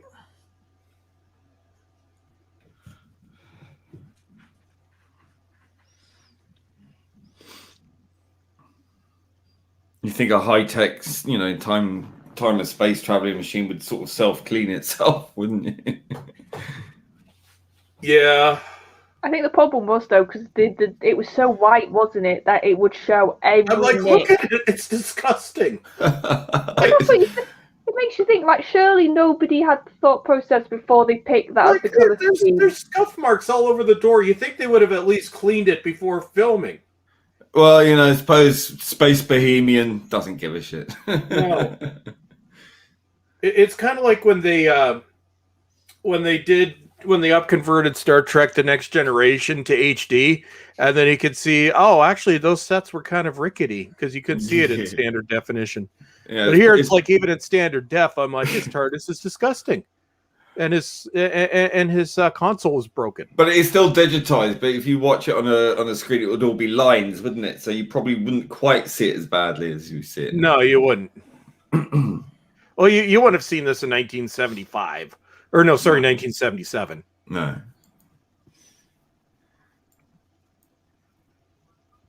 See, that's what, like I said, that's what makes me laugh, though. It's like, in Classic, they went with white. See, there you go. See, you see the crack? Where? No, I'm trying to find it. You have to go back to the console. It's on the opposite side. Oh, damn it. Okay. Now you can't see it because it's on the side that's not visible. But yeah, there's an actual crack in the column. And you can see the columns just wobbling up and down and side to side. Do you think that's why maybe in the newer run they haven't done a white light inside of a console? Because they just know it's going to be a problem because it would be cleaned. But that's what it's been like. How come we haven't had one yet? Do you know? Like, we've had really dark console rooms basically for all the new Who. Well, they've covered it in Big Finish, and apparently it's because all the new doctors thought it was boring. Oh, okay. There was one where the 10th Doctor was making fun of the 5th Doctor and his white TARDIS with the roundels. Oh, is that one of the crossover things they've done? Yeah. With those two. Oh, I need to still listen to those. Because I love the little Children in Need thing they did years ago now with Davidson and Tennant. So I really do want to listen to the big finish where they've got the two of them.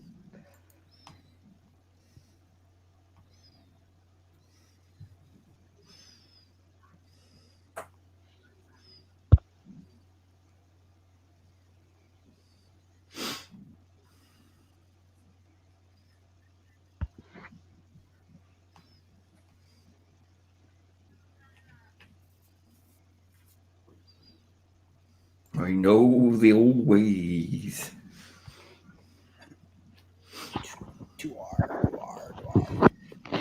When you listen to it, you could so tell that Robert Holmes was still script editor.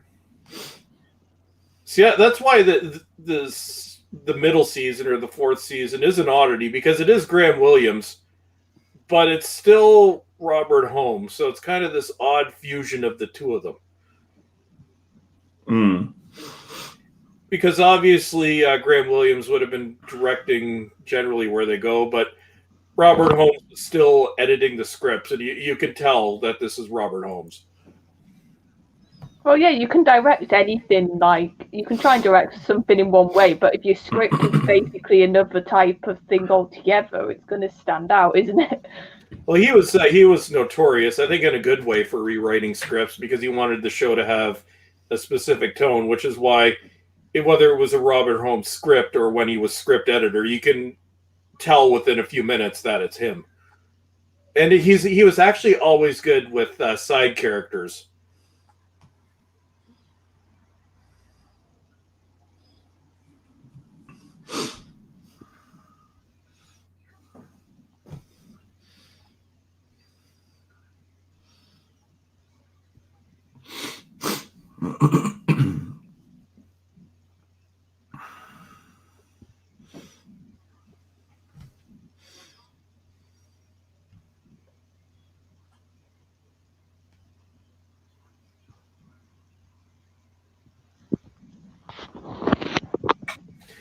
The one thing I don't like is I don't like when they put Leela's hair up like that. It looks so much better when it was just down.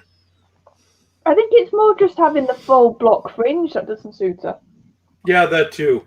Leela's costume was much better under Philip Hinchcliffe.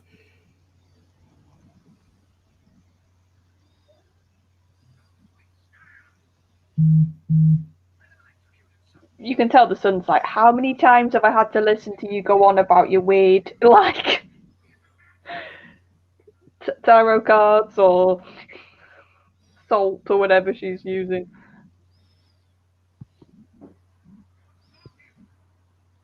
I love how they got the actual fog with the outdoors film shoots.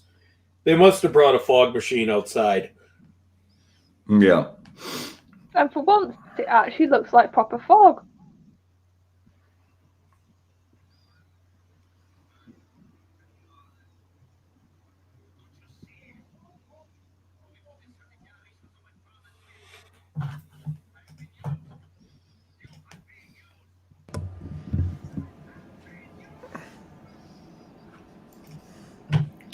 Bit melodramatic. Oh yeah, but that's how you know he's going to die at the end of the story. It's like, you're being way too happy with yourself, mate. You're going to end up dead. I don't care. I still like Dennis Little.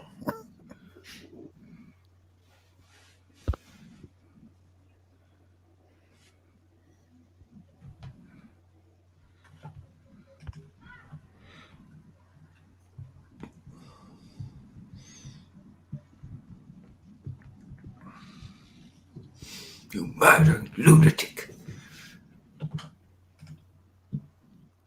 I just love these people just turn up out of nowhere. Right? I know. It's like, where have you got all your mates the local from? village. It's a bit hot fuzzy, isn't it? Yeah. Not from around here, are you, boy? No. What do they all say in Hot Fuzz when they've got that catchphrase? Oh, God. It's been so long since the last saw it. but they're literally in not too different costumes. Mm.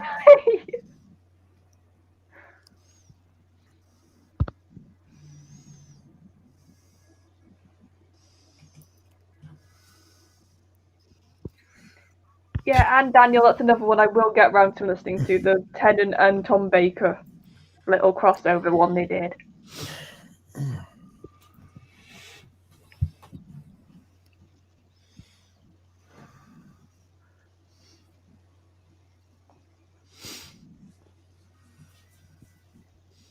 Because I think Tennant is so, you can tell, like, whenever he's playing against another Doctor, or even if it's an old companion, you can just see his eyes just light up. Yeah, Speaking of lighting up, this is one of my favorite shots from this. Yep. It's a very odd finale, which I love. It sort of goes, it doesn't go the way you think it's going to go, does it? Because, like, the Doctor doesn't really have a big heroic moment. He sort of just legs it. Not finale, you mean cliffhanger? Actually, to be honest, it's and not bad. It's good for the time. Out comes a wormy alien boy George. It honestly doesn't look that bad compared to some of the other stuff. Remember, so, do you really want to hurt me? Yeah. Do you really want to hurt me?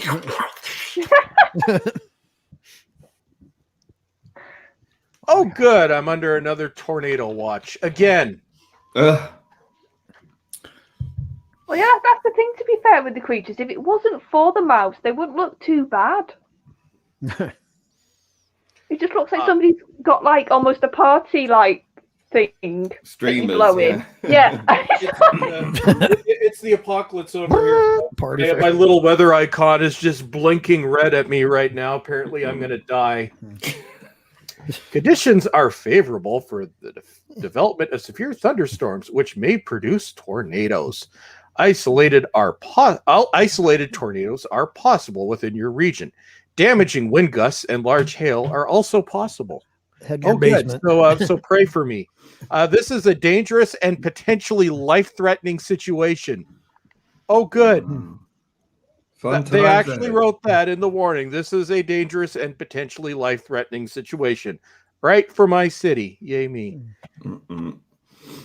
Well, don't give them the satisfaction of perspiring just now, because that would just, be too much of a win for them. What, the tornado? For the stands. Oh yeah, the Twitter nuts, the Twitter youth. Oh, it's kind of funny. I just I minimize the screen, and then like this red blinking like siren of death is there. I'm like, and I look at it. I'm like, oh, this is actually kind of terrifying the way they word it. Okay, everybody, press 1. I think Noel is still quiet. Noel, are you still there, dude? Yeah. You okay, dude? Yeah, I'm just a bit tired. I literally got 3 hours sleep, and now it's catching up on me. That's all. That's okay. We've been keeping up the discussion for you. Good right, man. are we ready? Because I can see a few ones then. See, there's about 5 now. So 5, 4, 3, 2, 1, go. And I'm just going to step away a minute because I don't have the windows are closed in my office. I just want to see what it's like out there. I'll be right back. My living room just suddenly got very dark. Oh. Get sucked out the front door. See, if we had that warning in our country, like none of us would believe it. We just go, no, it's the weather people. They always get it wrong.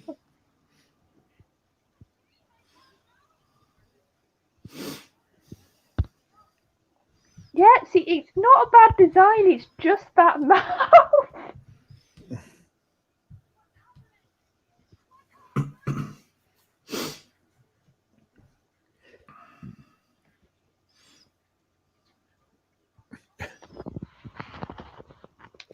Go kill it, Leela.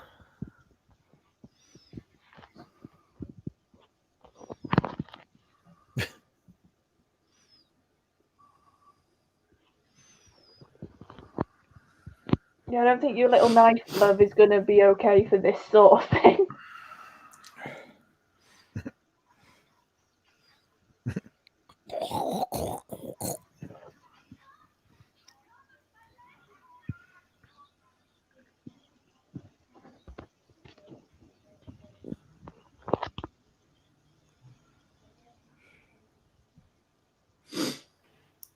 No, Cardi, we don't. That's what I mean. If we actually got a warning for a tornado, none of us would believe it.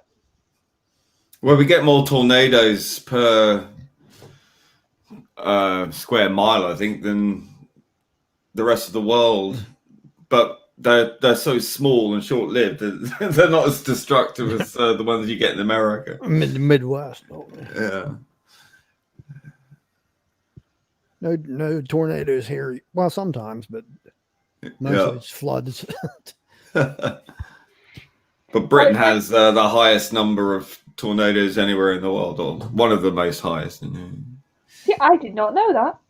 Yeah. We even had minor earthquakes here, which is ridiculous. Oh, we now and again get earthquakes, and because of, like I said, what we're like, that always makes the news. If there when we get an earthquake in Britain, it's like literally boom, and that's it. And it's like, what the fuck was that? And it's like, it's news for days. Yeah.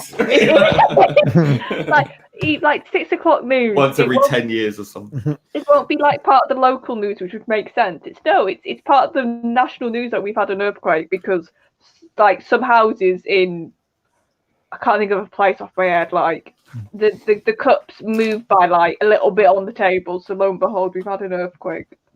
I remember one in the one we had in 2001.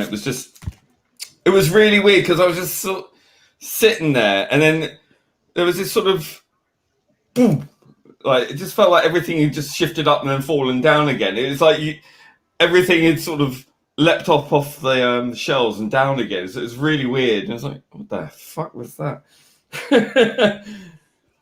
There'd been just one jolt. That was it. It's like a big jolt and a sort of ripple effect. That was it. Just nothing. Very sudden. Ooh, Lee, Daniel's calling you. Lee, look at the chat. Daniel's calling you. Oh, is he? What was he saying now? Toe rag. I'm guessing the match went well, mate, because you're being your little usual self in the chat tonight. You see, go. It sounds weird. Charlotte should have that trademarked. I don't think anyone else can quite say it in the same way. It's fair use. It's like a vowel sound that only sort of certain people from certain countries like have the musculature to do. Maybe I can say it because my voice is naturally a bit weird. It doesn't really have a home, my natural accent anymore. It's official. Charlotte's an alien. I just got an update on my phone now. I went outside. So the front of my house, it's like nighttime, and it's 3:55 in the afternoon here. That sounds like a British summer. It's yellow, like completely yellow, which is not good. I have very dark clouds moving in opposite directions. It's very windy, and you can feel static in the air. Sounds like it's going to be a blast. We'll see. My area of Canada, well, actually most of Ontario, we are literally like the Ozarks now. It's that bad here now. Wow. So you know Dorothy? Yeah, we're the Canadian version of that now. We don't have normal weather anymore.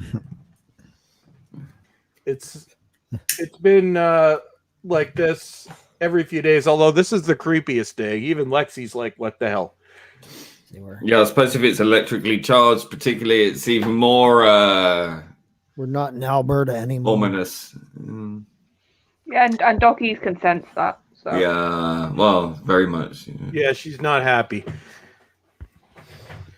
But no, so well, I haven't. I've literally been streaming for. I love this bit. He just gives him the gun, and he's like, "Sorry." Runs away. And this surprised me, this moment, because I was like, oh, and he's like, oh, give me the gun. I was like, okay, you're going to try and like shoot her. And then when he was like, himself. when he was Act of like, mercy. When he was like, No, like I said, he did the thing who can have the gun. I thought, okay, he's getting a backbone. And then when he just said it's not for her, I was like, oh, okay. So you're basically having somebody commit the S word not on screen, but Soft delete. yeah. And like you said, Tom just sort of goes, sorry, and then just runs.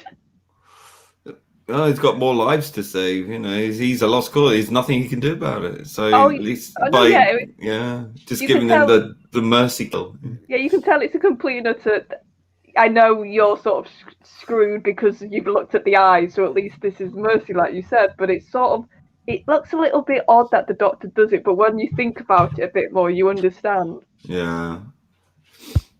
I love that kind of complexity. It's that sort of moral ambiguity that used to be in Doctor Who, where it didn't tell you what was right or wrong. It's just sort of, this is the way the situation it is. Well, I think it's more interesting. Like I do think, and this is coming from somebody who grew up with the newer run. Now I'm watching Classic more. I do understand why some Classic fans were saying the Doctor became too almost of the hero in the newer episodes. He became a bit too morally good, because there's plenty of moments, and like that was one we just saw, where the Doctor should be grey. The Doctor should have that's why when Peter Capaldi in Deep Breath, that situation with the mechanical guy, when he fell out, did he fall out the window, or was he pushed by the Doctor? The Doctor just looks into the camera and you're like, that's more like the Doctor. You just did that dark side, that sort of walking the line. I love that. Well, I think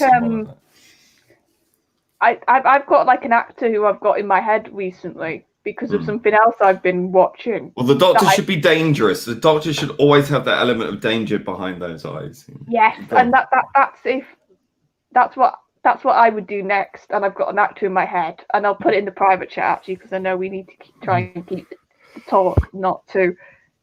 And then you guys can say in the private chat you think this fella would be good. I thought there was no next. It's going to be 5 years on hit. Hiatus. Yeah. Well, I still like to have my little. What would be nice? Fantasy football Doctor Who. Basically, yeah. No, I'm terrible with actors' names, so I'm going to have to probably look it up. Whatever. Yeah, put that name to Google. Yeah. I think he'd be a really good one.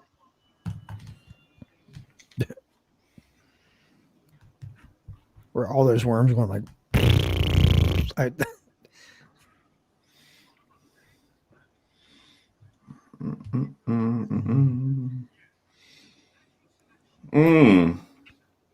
Oh yeah. What was he in? He was in the Robin Hood show they did ages ago. Don't know if you watched it. He's also.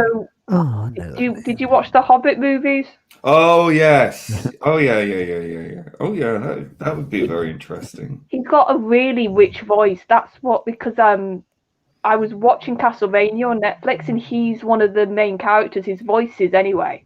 And I think it's because I was just hearing the audio, like we were saying before about Tom's voice and like McGann's voice, how they've got that very distinctive voice. And he's got the deep set eyes as well. Yeah, and I was listening to his voice, and I thought, and I was just watching it, and then it just popped into my head. I was like, actually, I was to picture him like doing like a speech.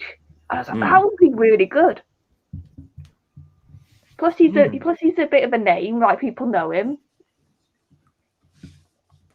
And Matt Smith as well recently in the Radio Times said that Rhys Ifans, whatever his name is, I don't know how to pronounce it, would be a good Doctor. Another Welshman.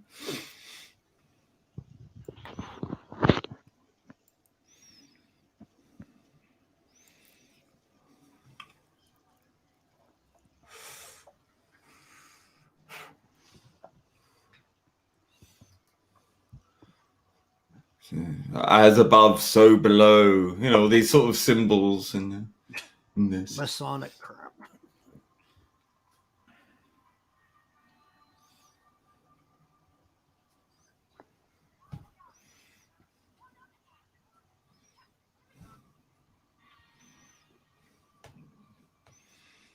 No, with the Capaldi thing, it's interesting because I didn't have an issue with him pushing that mechanical man. It was the way he treated some of the humans in the other episodes that made me a bit, oh, why are you writing him like this? But I was fine with him pushing the mechanical because that was the villain. Like, I don't mind the Doctor being like that with villains. Well, he did want to know if he was a good man, so. Yeah. I like that ambiguity, though. Am I a good man? Yes, Card Witch. You could just. I'm guessing some of the examples I gave. That's the name I put in the private chat for people.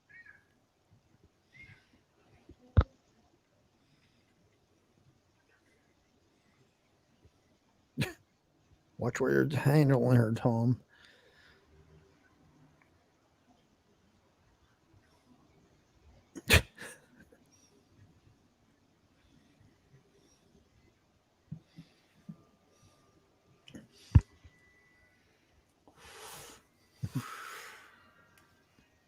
Well, they got pentagrams and everything on here.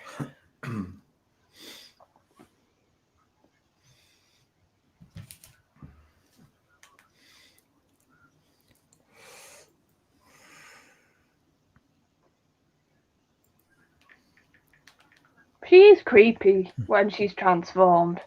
It's just the no talking. I find that more creepy. She just sort of stands there. Yeah.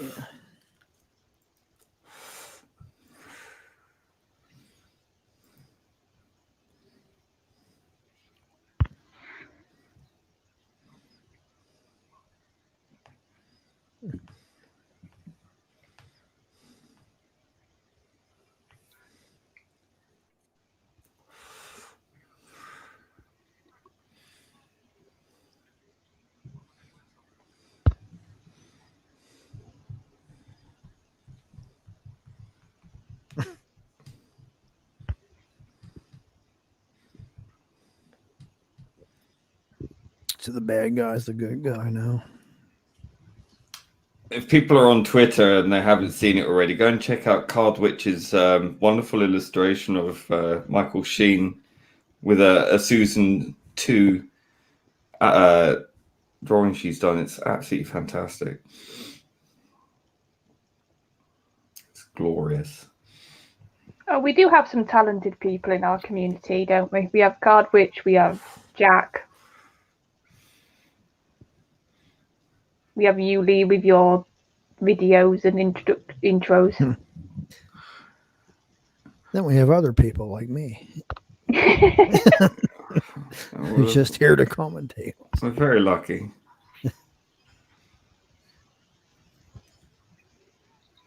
Oh, we love your wit, Alpha. You have some brilliant little one-liners. You mean twit? You said it.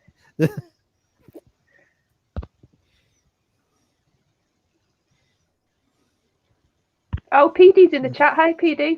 You just finished mentioning. We're on part 4. If you want to know what episode we're on, so we're near the end, really.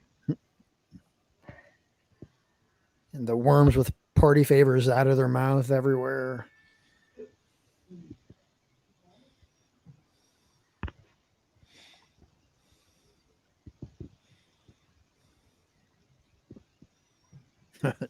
Daniel.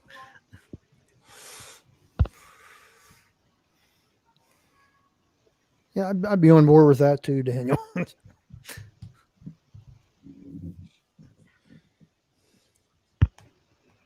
Daniel, you would just like Martha in any outfit.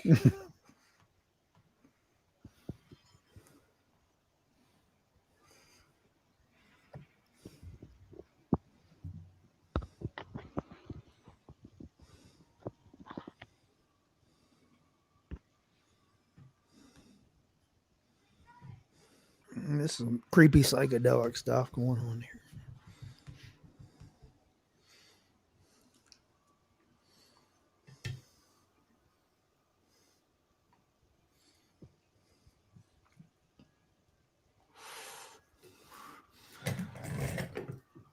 It's like the prototype of the Weeping Angels, really, isn't it? Yes, Lee, it is. No, it really isn't. I was engrossed in this. just because it's a woman, he looks a bit creepy. Painted on her eyelids. So I was just outside. The yellow has turned to purple. Wow. If any of y'all, well, in Britain probably would know, but purple is not good. Are you sure it's not like the Ghostbusters HQ is just like exploded or something? Well, here's the other thing. It's now officially a watch about to turn into a warning. They're also, it's still humid, but the wind is now very cold. So we have the mixture of two air masses, one very hot, one very cold, that are meeting outside. So it's been nice knowing everyone. Well, give our regards to Oz. Hey, chap. Hello, PD. Hello. Oh, PD Rich. Hello. Hey, we're about to die. Well, I'm about to die over here, so I just figured I'd say goodbye. okay, happy apocalypse, my friend. Yeah. I'm like right mid-continent, so yeah, it's fun. Happy apocalypse.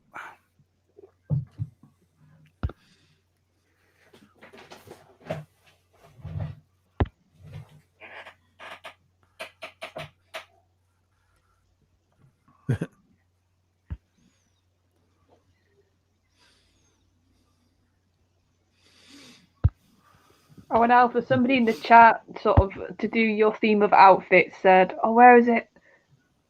Jamie in Leela's outfit." Nah, I'll pass. Yeah.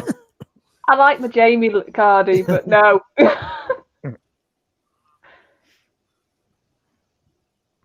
I mean, I'm sorry. He still looked good when he was in that horrible Colin Baker episode, The Two Doctors. Oh, yeah. I mean, like, how I researched that. Like, how old would he have been in that episode? Because Probably he in his still late looked 50s, something like that. like he really still looked like almost he did in the Troughton run. It was amazing. Well, you can see it in his face, but yeah, he was still pretty good.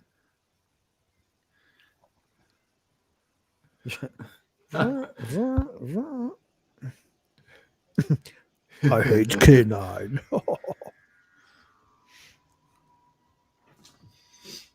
Yes, Daniel, I do know you better than you know yourself. Right, when everybody's ready, if you could give us our rating and also plug our channel as well. Bless you, Noel. You sound fucking awful. Oh God, no! What happened, mate? You sound like. Sorry, I'm just a bit tired right now. So we'll start off with Charlotte because we know our battery does go dead. So Charlotte, if you'd like to go first. Yeah, I really enjoyed this. Like I said, I've watched a few sort of more creepy, but this stands out even from the normal sort of Tom horror sort of creepy episodes. And I think it is sort of what we were saying. It does feel almost like it shouldn't be a Doctor Who story.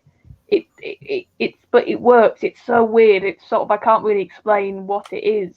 It could be just how well the side characters are written and acted. Probably that's a big part of it. Because a lot of this episode does rest on them. It sort of isn't a very heavy Doctor story. So the fact that those actors were really good, it really helps. As I said, I really like Leland now. I've had a few episodes watched her, and she's a fun little sparky sort of. She's good with Tom because Tom at times needs somebody to sort of not tell him off, but sort of let him realise when he's been a bit too much or a bit too egotistical. And I like Leela for that. She's sort of a good tempering force sometimes with Tom. Yeah, so I'll give this a 9. And for shout outs, on Tuesday, me and Daniel are doing our Line of Duty, our final episode of season 2. And also catch me on the Spacebook on Thursdays. Fantastic. Alpha. Yeah, I'll give this a 9 out of 10. I thought, like I said earlier, I thought it was a good combination of combining the science with mystical stuff. I like Dennis Lowe. I like Wanda. And it's a pretty good story. So for me, yeah, 9 out of 10. Good stuff. Fantastic. And also catch him on his channel. He forgot to do that. Catch him on his channel. Have you any streams coming up? Maybe. Okay. Later on. I was going to continue on with the Faulty Towers if anybody's still awake tonight. It's like 5:15 my time, 10:15 in the UK.